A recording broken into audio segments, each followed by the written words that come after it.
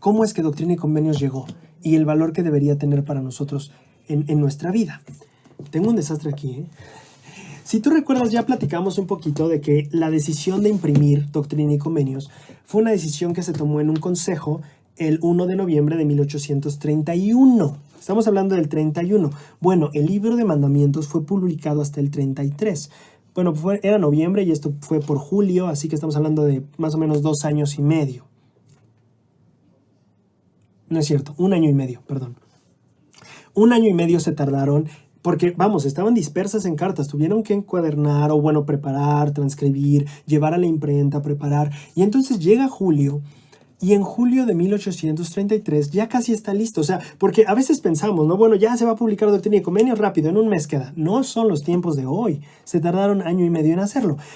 Y entonces pusieron de su tiempo y de su dedicación por 1 año y medio, y llegó finalmente el verano de 1833, 1 año y medio después de esta reunión, después de esta revelación.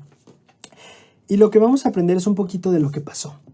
¿Recuerdan que David Whitmer decía, oye, ¿sabes qué? Mejor no hay que publicarlo porque la gente en Jackson, no se lo puede tomar a bien, el que vean que el Señor quiere poseer toda la tierra para sus santos y pues ellos viven ahí, se lo pueden tomar a mal?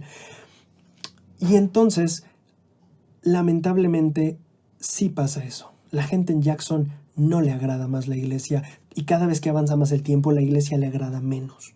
Entonces llegamos en que de por sí en el 31 no le agradaba a la iglesia, pasaron 1 año y medio y esto estaba que se desbordaba. Y vamos a aprender un poquito de lo que pasó ahí. En el libro de nuestro legado, que es de la Biblioteca Misional, en la página 42 aprendemos un poquito de este tipo de persecución que hubo en esa época. Antes de finalizar el mes de abril de 1833, se manifestó el espíritu de persecución. Desde el principio, los ciudadanos locales habían advertido a los miembros de la iglesia que no estaban muy contentos con la llegada de los santos de los últimos días, porque temían que pronto tendrían más poder político que ellos. O sea, imagínate, si de entrada su miedo era que tuvieran más poder político, ahora imagínate si subieran que el plan era que los santos como vivieran y heredaran la tierra, ¿no? Pues entonces, más preocupante para los del condado de Jackson. Los santos procedían primordialmente de estados del norte y en general se oponían a la esclavitud de la raza negra. Estamos todavía en tiempo de esclavitud, acuérdate que esto es historia, ¿vale? Entonces todavía estamos en tiempo en el que es legal la esclavitud en Estados Unidos, pero la gente que viene, los nuevos miembros que vienen del norte, que es regularmente gente que no cree que la esclavitud esté bien. Y en Jackson y en estos lugares la esclavitud era legal. Entonces la gente también le preocupaba. Oye, si yo tengo esclavos, ellos van a querer que no tenga. ¿Me explico? Que claro, a nuestros ojos modernos la esclavitud se ve muy mal, pero en ese tiempo se veía más normalito, ¿no? O se percibía así. Entonces dice, otros asuntos que les preocupaban era la creencia de los santos en el libro de Mormón como escritura, la afirmación de que el condado de Jackson había de ser finalmente Sion. Ahí está, eso que dijo David Whitmer, eso que le preocupaba, ahí estaba, eso les preocupaba a los del condado de Jackson, y la aseveración de que eran dirigidos por un profeta. Además, la acusación de que mantenían contacto con los indios despertó las sospechas de los ciudadanos locales. Eso es real, mantenían contacto con los indios porque querían predicarles. Oliver Cowdery, de hecho, fue asignado a buscar eso antes de todo este tiempo de Missouri, de esta historia. Y de hecho, antes del concilio, Oliver Cowdery ya estaba predicando a los indios porque querían llevarles el evangelio. Pero bueno, una historia larga hecha corta. La gente de Jackson le pide a los miembros, váyanse. Y los líderes no estaban muy seguros de cómo hacerlo, porque imagínate, aquí tienes, bueno, lo vamos a abordar un poquito después, pero estás llegando a tu tierra prometida y la gente te dice, vete. Y entonces vamos a ver algo que pasó en ese tiempo, porque en la imprenta donde se hacía el libro de mandamientos, que fue Doctrina y Convenios después, ahí se estaba imprimiendo, bajo el cargo de W. Phelps, era el encargado de las impresiones de la iglesia, y Oliverio Cowdery era su asistente. Y entonces vamos a ver qué pasa justo en este momento tan crítico en el que la gente le dice, oye, de veras, cuando te digo que te vayas, es que te vayas, ya estoy harto de ti, ya pasó 2 años, ya vete. En fin, se derramó el vaso. El proyecto más importante que se estaba imprimiendo en la oficina del periódico era el libro de mandamientos, la primera recompilación de las revelaciones recibidas por el profeta José Smith. Cuando la chusma atacó el edificio, tiraron las páginas sueltas del libro a la calle. Al ver lo que ocurría, dos jovencitas santos de los últimos días, Mary Elizabeth Rawlings y su hermana Caroline, exponiendo su propia vida. Estamos hablando de jovencitas. Ahí Mary tenía más o menos 15 años, ¿vale? Entonces, exponiendo su propia vida, trataron de rescatar todo lo que les fue posible. Mary Elizabeth escribió: la chusma sacó unas hojas grandes de papel y dijeron: aquí están los mandamientos mormones. Mi hermana Caroline y yo estábamos juntos junto a la cerca observándolos. Cuando hablaron de los mandamientos, decidí conseguir algunas de las hojas. Mi hermana me dijo que si yo iba, ella también iría. Pero dijo: nos van a matar. Estás hablando de dos chicas de 15 años escondidas tras una cerca viendo cómo la gente destruye un edificio. Mientras la chusma estaba ocupada en un extremo de la casa, las dos jovencitas corrieron y recogieron todas las hojas preciosas que pudieron. Los hombres les vieron y les ordenaron que se detuvieran, pero, según el informe de Mary Elizabeth, corrimos lo más rápido que pudimos. Dos de los atacantes nos persiguieron. Cuando vimos un hoyo en la cerca, pasamos y entramos a un maizal muy grande. Pusimos las hojas en el suelo y las cubrimos con nuestro cuerpo. El maíz tenía aproximadamente 1,5 metros o más de altura y era muy denso. Ellos nos buscaron por mucho tiempo y llegaron a estar muy cerca de nosotros, pero no nos encontraron. Cuando los rufianes se fueron, las jovencitas se dirigieron a un viejo establo de troncos. Ahí, según informó Mary Elizabeth, vieron a la hermana Phelps y a sus hijos. Vieron que la hermana Phelps y sus hijos llevaban hierba entre los brazos para acomodarla en un lado del establo y poner encima sus camas. Ella me preguntó qué era lo que llevaba, y yo le dije. Entonces ella tomó los papeles. Las encuadernaron en libros pequeños y me enviaron uno, el cual atesoro grandemente.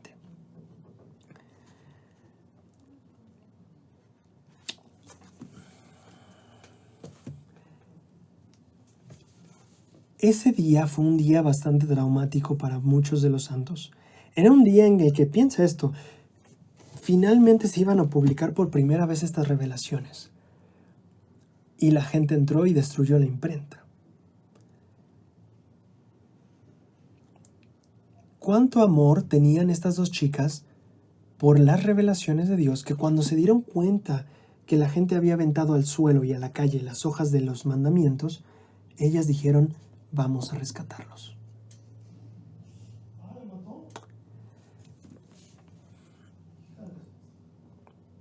Nos deja ver un poquito de cómo los miembros del tiempo de José Smith percibían este libro, que ahora es Doctrina y Convenios, cómo lo atesoraban y cómo deseaban leerlo y preservarlo, aun cuando pusieran en riesgo sus propias vidas.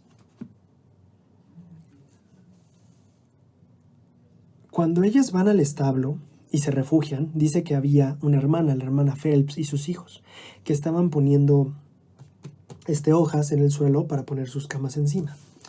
Bueno, ¿por qué pasó esto? Resulta que cuando la gente entró y destruyó la imprenta, esa no solo era la imprenta, era la casa de W. Phelps. Phelps fue de los líderes de la iglesia a los que los miembros de Jackson se acercaron y dijeron: hey, queremos que se vayan. Y Phelps dijo: caray, ¿cómo hacemos esto? Porque no, es nuestra tierra prometida, no podemos irnos. Y entonces, ¿qué pasa? Sin haber obtenido la promesa de los santos, de que los santos partirían, fue entonces que la muchedumbre atacó. La familia de Phelps, lamentablemente, vivía en esa imprenta, era su casa también. Entonces la familia Phelps se vio obligada a buscar refugio esa noche en un establo abandonado. Otros de los santos también sufrieron ese día. El obispo Edward Partridge y Charles Allen fueron cubiertos de brea y plumas, y la tienda de Sidney Gilbert fue atacada. 3 días después, Partridge, Phelps y otros líderes, al no encontrar ninguna otra alternativa, acordaron formalmente que todos los santos evacuarían el condado para abril de 1834. Después de esa experiencia traumática es que Phelps y otros líderes toman la decisión de decir, nos cambiamos de lugar. Y eso es parte de cambiar de dirección. Pero lo que me fascina de Phelps perdió su casa. Phelps,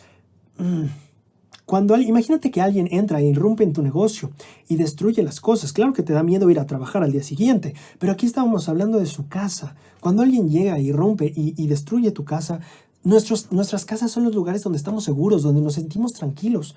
Bueno, Phelps ya no podía sentirse tan tranquilo en su casa. Esa noche durmió en un establo abandonado con su familia y sus hijos, así como María y José. ¿Qué podemos aprender de Phelps? Cuando él escribe a Kirtland, a José Smith, él dice, sé por experiencia propia, aseguró a los santos de Kirtland en una carta, que es bueno que nuestra fe sea completamente probada. Un hombre cuya casa fue destruida por una muchedumbre que tuvo que llevar a sus hijos a dormir en un establo, le escribe a José Smith de manera bastante positiva, déjame decir. Dice, sé que nuestra fe debe ser completamente probada.